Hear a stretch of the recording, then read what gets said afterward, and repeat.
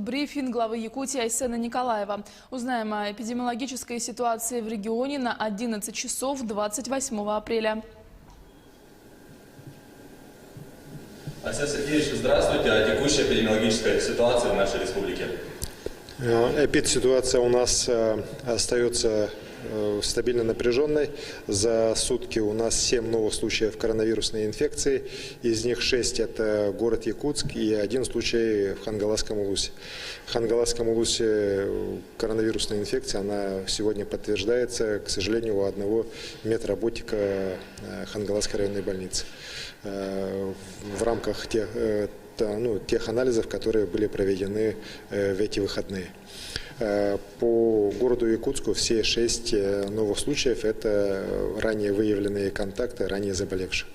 Мы, видя ситуацию по городу Якутску в первую очередь, по дальнейшему распространению болезни, по ее опасности именно выхода на еще более высокие уровни, все-таки приняли решение по представлению главного врача, санитарного врача республики о введении масочного режима для города Якутска и для тех наших муниципальных образований, в которых режим полной изоляции сегодня действует. Это и Мирный, Нирингри, Ленск, Алдан, Нижний Бестях, Тикси для нахождения в общественном транспорте, в общественных местах, в тех же магазинах и так далее. Сейчас обязательное требование масочный режим.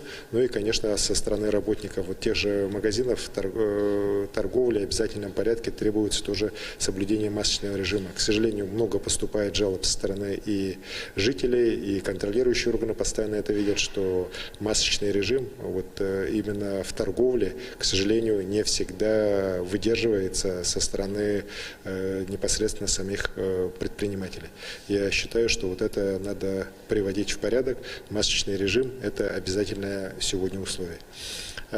Хочу также сказать, что по Чаяндинскому месторождению, где по нашему требованию было сделано тотальное тестирование всех 10,5 тысяч работников, к сожалению, мы пока еще результатов не получили.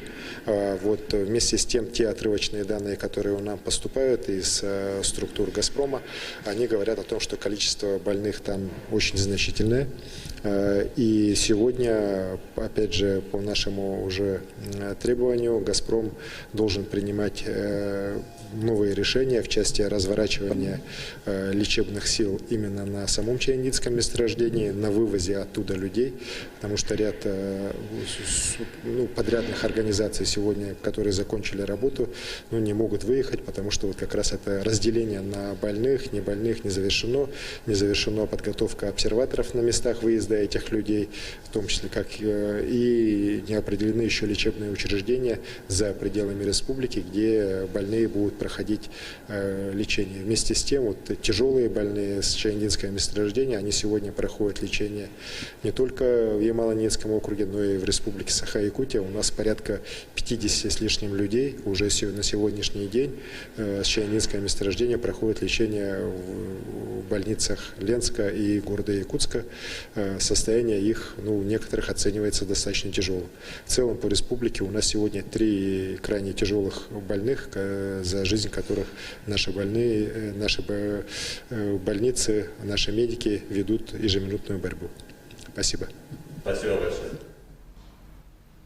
Это был брифинг главы Якутии с информацией о COVID-19 в регионе на 11 часов 28 апреля.